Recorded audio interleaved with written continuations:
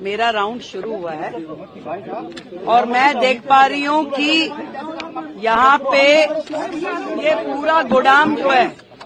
पूरा गोदाम जो है बुरी तरीके से भरा पड़ा है, जिसमें कि इनकी लिस्ट के हिसाब से 458 ऑक्सीजन कॉन्सेंट्रेटर्स यहाँ पड़े हुए हैं, वेंटिलेटर पड़े हैं 146, 36,000 पीपी किट यहाँ पर पड़ी हुई है और भी बहुत सारे मल्टी पैरा मॉनिटर्स पड़े हैं। इसके अलावा बाईपेप मशीन्स पड़ी हैं, बहुत सारी चीजें, मास्क पड़े हुए हैं, मैट्रेसेस हैं, बेडिंग्स हैं, ये सारी की सारी कोविड के समय से लेके अब तक पड़ी हुई है चीजें। और ये एक अस्पताल का मैटर नहीं है, ये हर अस्पताल के गोदाम ऐसे ही भरे पड़े हैं। जो कल मैंने हाउस में बोला था, करोड़ों रुपए का मटेरियल यहाँ पे मिट्टी हो रहा है।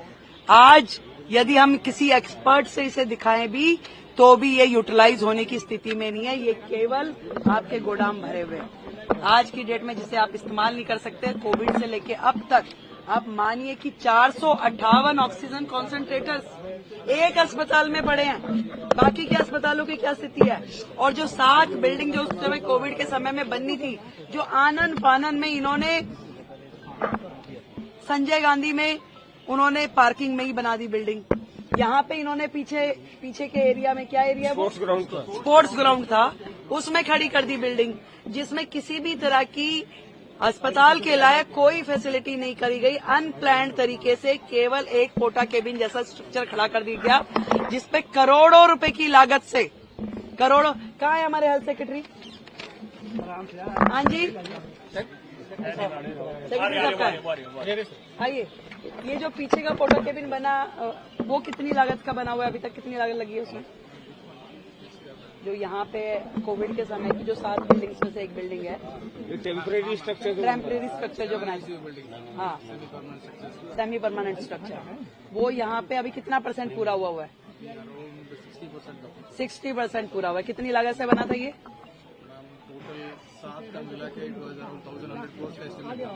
1,100 करोड़ का एस्टीमेट था, जो कि उस समय का शुरू हुआ 60% पे आज भी है। कोविड में बन नहीं पाई। वो सारे के सारे जो थे सेमी परमानेंट स्ट्रक्चर जो थे, 7 में से एक भी बिल्डिंग पूरी नहीं हुई और वो 1200 करोड़ से ज्यादा की लागत की पूरी 7 बिल्डिंग थी। और आज की डेट में अगर उसको रिवाइज एस्टीमेट भी माने तो लगभग 2000 से ऊपर तो 6 महीने पहले का इनका एस्टीमेट था। आज की डेट में अगर मैं समझूं, अगर हम उसके ऊपर 2,500 करोड़ भी खर्च कर दें तो वो बिल्डिंग हमारे लिए अनयूटिलाइज्ड है, क्योंकि उसमें अस्पताल में होने वाला जो इंफ्रास्ट्रक्चर है उसके पैरामीटर फॉलो ही नहीं किए गए हैं। मैम, केवल इस हॉस्पिटल की बात है जिसमें आपने बताया कि 2,500 करोड़ लगेंगे, या वो सभी हॉस्पिटल? वो 7 बिल्डिंग जो उस समय सेमी परमानेंट स्ट्रक्चर बनाए गए थे, उसमें से एक बिल्डिंग ही है। यहाँ की बिल्डिंग की कॉस्टिंग कितनी है? कॉमन एस्टीमेट था। बहुत गड़बड़ियां हुई हैं, इस तरह के आरोप सामने आ रहे हैं कि जो कॉन्ट्रैक्चुअल स्टाफ की हायरिंग हुई है उसमें बहुत। अभी मैं यहाँ इस बिल्डिंग में आई हूँ तो लगातार वो जो कर्मचारी थे वो चिल्ला रहे थे कि हमारी 6 महीने से तनख्वाह नहीं मिली। इस तरह का माहौल है। और मैंने तो पहले ही कहा कि दिल्ली सरकार के अस्पताल और दिल्ली सरकार का स्वास्थ्य विभाग खुद बीमार है। अभी इस तरह के न जाने कितने ही मुद्दे अभी खोज के हमें निकालने होंगे।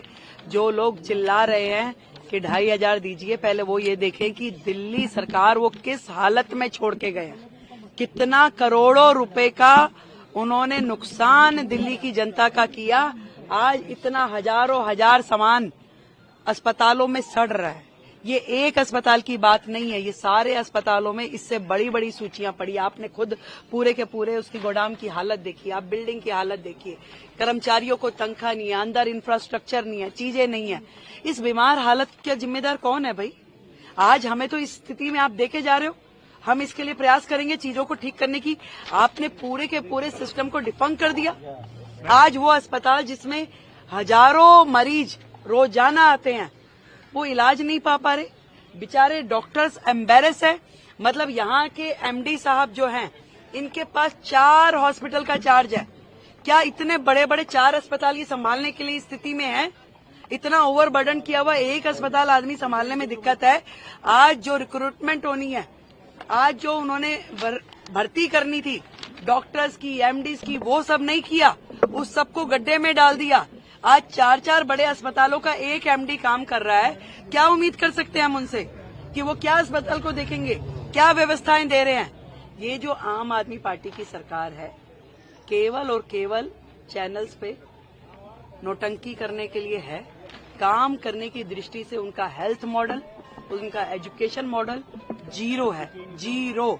और हम ये बता रहे हैं, कल जो ईडब्ल्यूएस का एजुकेशन का जो ड्रॉ होने वाला है, उसको भी हम मीडिया के उपस्थिति में और बड़ी बड़ी स्क्रीन लगा के जनता के सामने बिल्कुल ट्रांसपेरेंसी से करने वाले हैं। कोई भी बंद कमरे में कोई अधिकारी चाहेगा कि वो ये ड्रॉ कर लेगा तो हम उसे होने नहीं देंगे। इतने सारे बच्चों का 38,000 बच्चों के भविष्य का सवाल है। पूरी ट्रांसपेरेंसी से कल दोपहर को वो होगा, जहां पे आप लोग भी आमंत्रित हैं। आप सबकी उपस्थिति में बड़ी बड़ी स्क्रीन के साथ हम करेंगे। और ये अस्पतालों में जितना भी मटेरियल इस तरीके से डंपिंग ग्राउंड बना हुआ है, टेक्निकल एक्सपर्ट्स को हम बिठा करके इन सामान की उपयोगिता क्या है, अब ये फेंकने में बेहतर है कि इसका कुछ इस्तेमाल हो सकता है, ये हम करेंगे। परंतु सच में बड़ा ही शर्मनाक है और दिल्ली की जनता के लिए बड़ा दर्दनाक है कि ऐसी स्थिति में उन्होंने दिल्ली के अस्पतालों को छोड़ा है। ऐसी स्थिति में दिल्ली की पूरी स्वास्थ्य व्यवस्था को छोड़ा है कि दिल्ली वालों के लिए शर्म से डूबने के अलावा